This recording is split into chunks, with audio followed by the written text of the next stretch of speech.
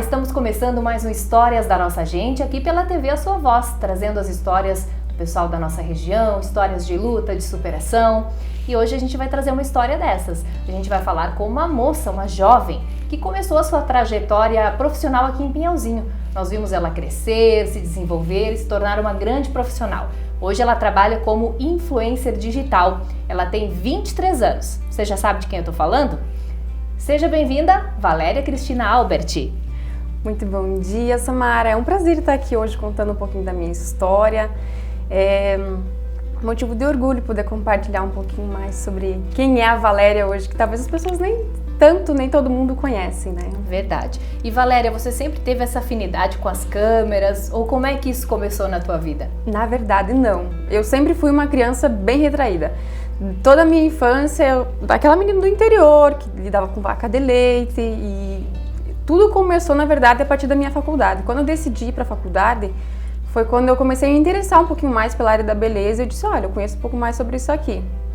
E pelo convívio também, fiz alguns cursos de oratório, porque era uma das coisas que eu tinha dificuldade na comunicação. E a partir desse desenvolvimento da oratória, eu acabei gostando um pouquinho mais. Tá certo. E você falou da sua infância, né? Então você teve uma infância bem simples, cresceu no interior. Conta pra gente um pouquinho de onde você veio.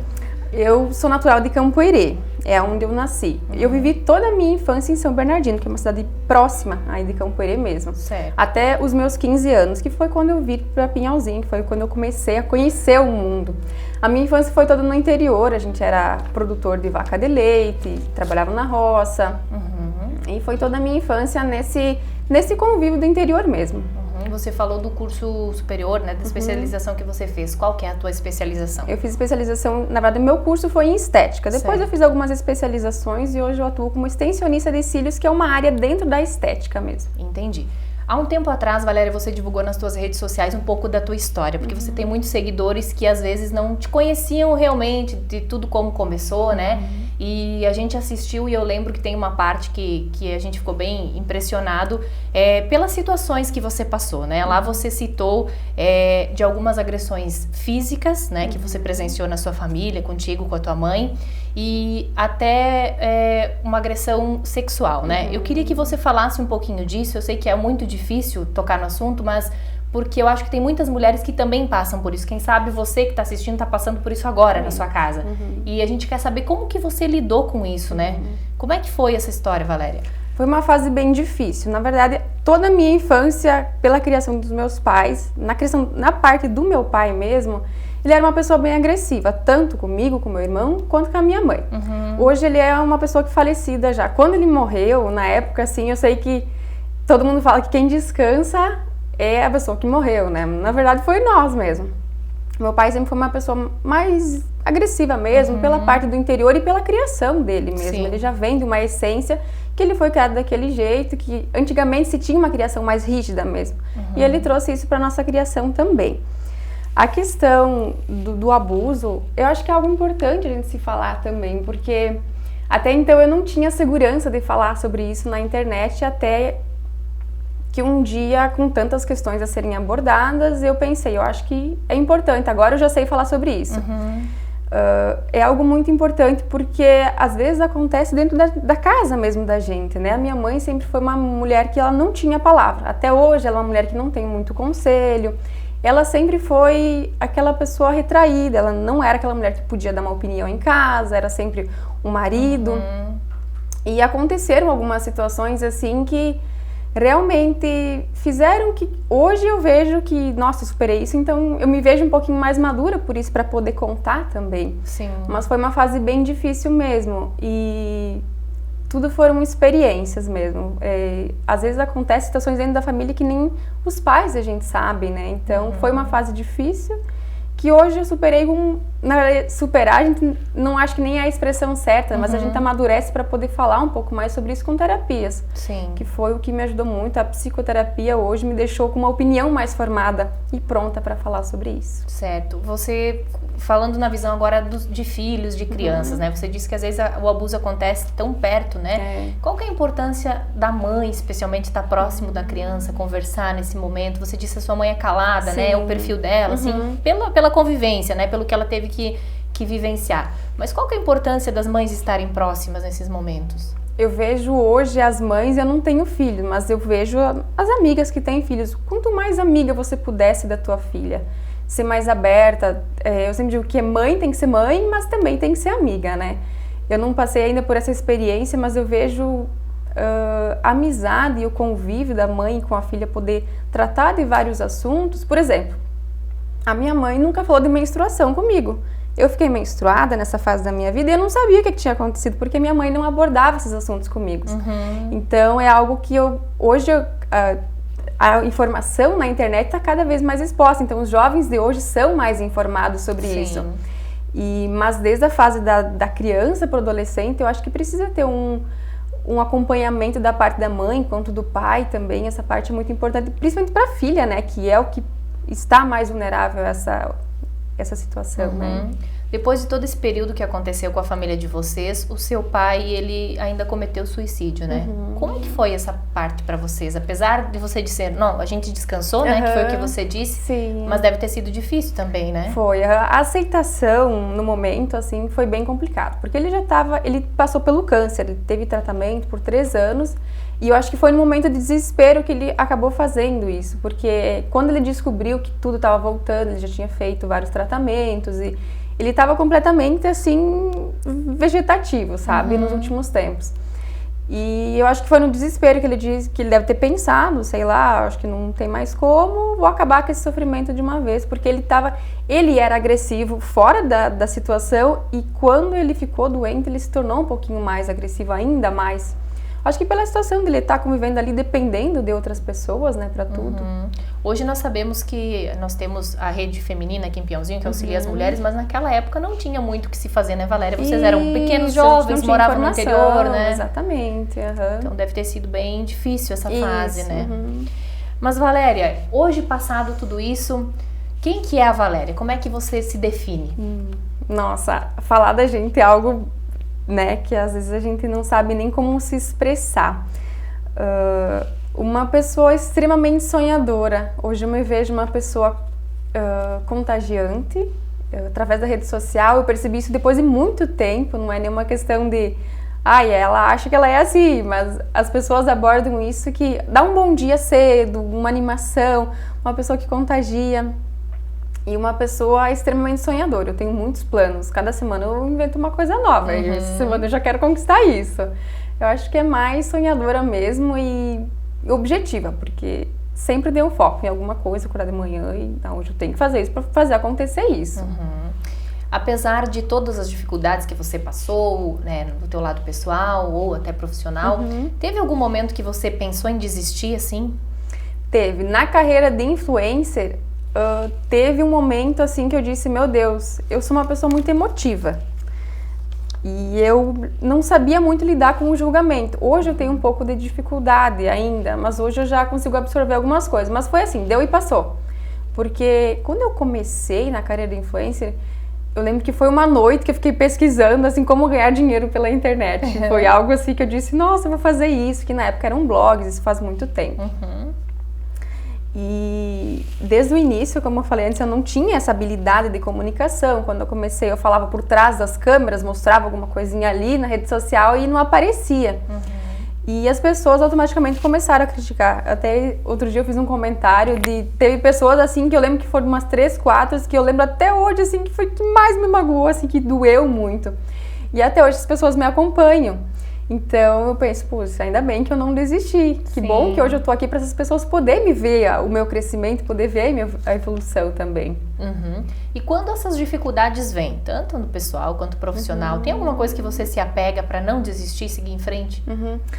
Um pouco da experiência de vida, juntar tudo que eu já vivi, eu já passei por isso, então eu sei que é só uma fase. Essa expressão, é só uma fase, vai passar, é o que mais eu penso quando eu me dá uma crise de dizer, meu Deus, e agora? Vou fazer o quê, né? E um pouco pela minha fé também. Todo dia eu digo, meu Deus, nada duvidando, diz a palavra do Senhor. Então eu não posso, agora é a hora que eu preciso ter mais sabedoria do que eu já tive. Então como é que eu vou lidar com isso? Você falou de fé agora. Qual que é a importância de Deus na sua vida?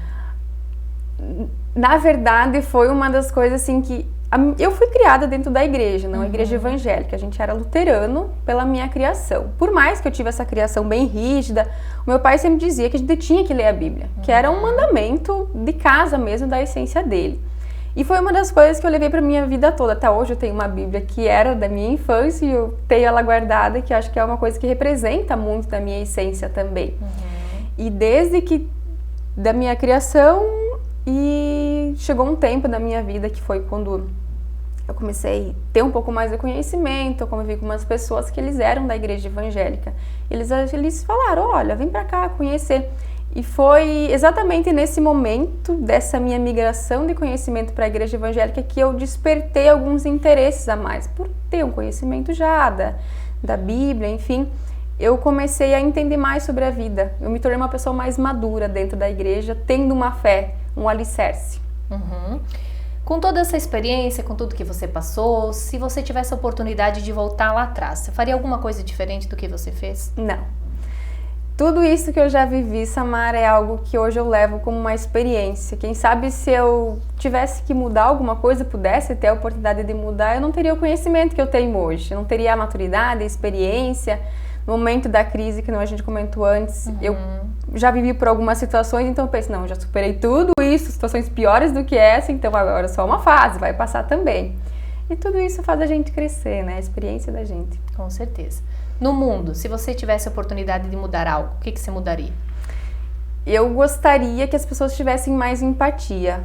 É uma das coisas que eu sempre falo quando eu vejo, não tanto na situação política, mas que as pessoas tivessem mais reciprocidade. É uma das coisas que eu digo, meu Deus, se aquela pessoa fosse um pouquinho mais humana, nossa, como as coisas seriam tão mais amigáveis, uma conversa, não resolver, né, na parte para agressão, mas que as pessoas tivessem um pouquinho mais de comunicação e entender o lado do outro, porque às vezes a pessoa está passando por uma situação difícil e a pessoa também não entende o outro lado, né? Empatia, eu gostaria que as pessoas fossem um pouquinho mais amáveis, resolver as coisas com amor, um pouquinho mais saudáveis. Valéria, hoje você com 23 anos, se considera uma pessoa vitoriosa? Por tudo que eu já vivi, sim. Hoje, com toda a experiência... Você lembra nos últimos anos alguma situação, uma decisão? Qual foi a decisão mais difícil que você teve que tomar? Foi quando eu decidi sair de um relacionamento para viver uma vida sozinha, por estar sozinha em Pinhalzinho. Como eu vim pra cá por um relacionamento, eu saí do relacionamento estando sozinha. E é muito difícil você estar num lugar, por mais que você tenha muitos amigos, mas você gostaria de ter o apoio da tua família. E desde que eu decidi vir pra Pinhalzinho, eu fiquei longe de todo mundo, né? E estar longe foi uma das coisas assim que mexeu muito comigo. Aí eu fui me apegando em pessoas mais próximas, amigos, mudar de trabalho também, quando eu decidi, acho que agora eu vou ter uma profissão solo, vou seguir carreira nisso, sair de uma profissão onde eu tinha uma renda fixa, que eu acho que o autônomo deixa um pouco a gente seguro, né? Sim. De viver, agora eu vou fazer por mim e pra mim, quando você toma essas decisões, eu acho que é o momento mais difícil, assim, que foi o que eu vivi até hoje, a decisão mais... Compactante, exatamente. Tá certo. E qual é a principal conquista da sua vida até o momento? Você consegue elencar alguma? Tiveram várias, assim, foram diversas coisas que ao longo do tempo foram agregando, né? Eu sempre tive metas, se eu chegar até aqui, nossa, isso aqui vai ser bom. A principal conquista que foi na semana retrasada, eu acho que eu disse, meu Deus, e agora o que eu quero depois disso aqui? Que foi quando uma universidade aqui de Pinhalzinho me chamou para dar aulas. Olha que bacana. Na área da estética e coordenar um curso. Eu disse, meu Deus, será que eu realmente estou preparada para isso? Tá colhendo os frutos do que você plantou há tanto tempo, né? Isso aí. Agora vamos falar um pouco da Valéria. Qual que é o principal defeito da Valéria? É cabeção. Eu sempre digo, nossa, eu sou muito cabeção. Às vezes eu vejo que aquilo tá errado e mas eu vou tentar mudar aquilo. Eu tento de todas as formas. Todos os jeitos. Eu sempre dizia de um batom. Eu recebia um batom numa marca, às vezes ele não dava certo pra mim, mas eu diluía, misturava ele com alguma coisinha e tentava fazer ele dar certo. Às vezes não dava certo, eu dizia, abandona isso aqui realmente não dá. Eu acho que é insistir numa coisa que provavelmente eu já sei que aquilo não vai dar certo, mas eu insisto até eu dizer, não, tá tudo bem, não quero mais. E a principal qualidade? Qualidade, eu acho que é não desistir no primeiro primeira batalha, na primeira situação, assim, dizer, nossa, isso aqui realmente... Eu acho que faz sentido da insistência pelo lado negativo. Isso, né? Exatamente. Eu acho que são os dois extremos, né? Insistir muito numa coisa e ao mesmo tempo... Não desistir, né? Não desistir. Isso é muito bom. Daqui a 10 anos, como é que você se vê? Você tem algum projeto, algum plano para sua vida? Como você gostaria de estar? Olha, com filhos, que é uma das coisas que eu gostaria muito. Não sei como é que vai ser a longo prazo, né? É difícil a gente colocar a longo prazo, né? Mas com uma carreira extraordinária, que é o que eu almejo hoje na rede social, conquistando mais pessoas e quem sabe... Olha, é difícil falar, mas eu acho que mais na área profissional mesmo. Eu vejo... Quero ter sucesso, além do que eu já conquistei, conquistar mais pessoas também. Para finalizar, nós temos aquela pergunta padrão, que é para quem você tira o chapéu? Sabe que essa é uma pergunta muito legal, porque normalmente a gente tem uma inspiração, né? Eu lembro que quando eu comecei, teve uma influenciadora que ela chama Boca Rosa. Ela, hoje existem muitas polêmicas sobre ela, mas a polêmica dela sempre fez eu tirar alguma coisa de dizer assim, nossa, mas por que eles estão julgando ela por isso, coisas tão pequenininhas, por ela estar dentro da mídia mesmo. Ela foi uma menina que começou do nada, que morava no morro do Rio de Janeiro, e aos pouquinhos ela foi conquistando pessoas, e hoje ela é extremamente famosa. Teve algumas situações que promoveram ela, obviamente, e eu vejo isso como ela soube aproveitar as oportunidades. E hoje ela tem uma marca super conceituada, e hoje é uma pessoa que eu vejo muita inspiração nela, que é a Boca Rosa. Tá certo. Obrigada pela sua participação, Valéria. Cada vez mais sucesso. Obrigada. E parabéns por ter enfrentado tudo e chegado até aqui. Obrigada, Samara. Foi um prazer estar aqui.